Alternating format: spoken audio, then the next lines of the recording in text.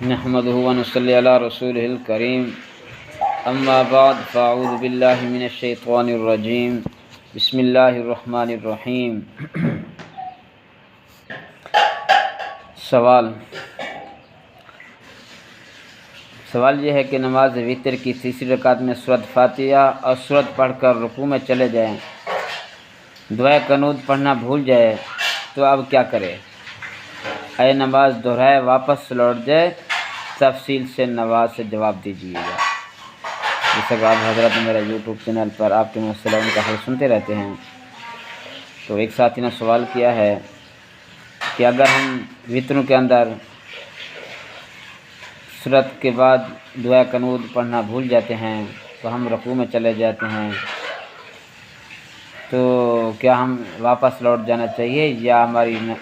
آخر میں سجدہ سوا کر لینا چاہیے؟ کیا کرنا چاہیے؟ میرے محترم بھائی، اس کا جواب یہ ہے، دعائے قنوت واجب ہے۔ ذرا غور سے مسئلے کو وضاحت سے سنا کریں تاکہ آپ کو فائدہ ہو، تاکہ مسئلے کی صحیح معلومیت آپ کو معلوم ہو سکے۔ اگر تیسری رکعت میں اگر آپ چلے گئے ہیں رکوع میں، آپ نے تو دعائے قنوت نہیں پڑھی، آپ نے سورت پڑھ کر رکوع میں چلے گئے ہیں، یا سجدے کے اندر آپ نے سکوع اور سجدہ بھی کر لیا، بعد میں آپ کو یاد آیا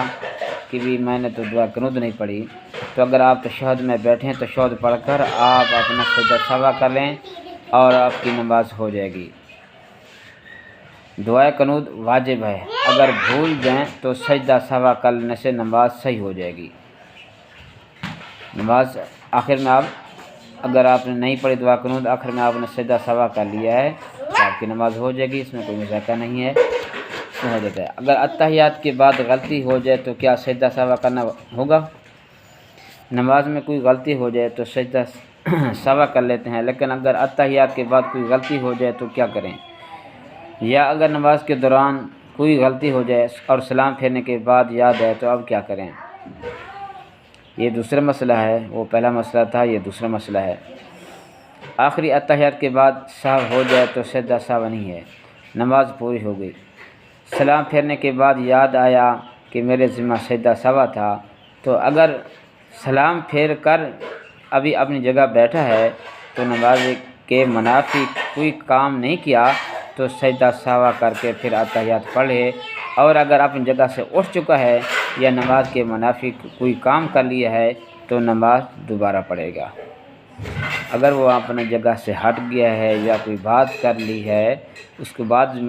یاد آیا تو میرے ذمہ تو سجدہ سہو تھا، میں نے سجدہ سہو نہیں کیا ہے، اب اس کو یاد آیا اگر اپنی جگہ سے جیسے پہلے اتحیات کی شکل میں بیٹھا تھا، یا اس نے جب اپنی جگہ تبدیل کر لی ہے، وہ اس نے تبدیل کر لی یا کسی سے بات کی جیت کر لی ہے، تو اس صورت میں تو بالکل نماز دوبارہ ہی پڑھنی ہوگی۔ اگر ابھی کسی سے بات بھی نہیں کی ہے، جگہ بھی تبدیل نہیں کی ہے، اس کو یاد ہے کہ دوبارہ پھر اٹھ گیا،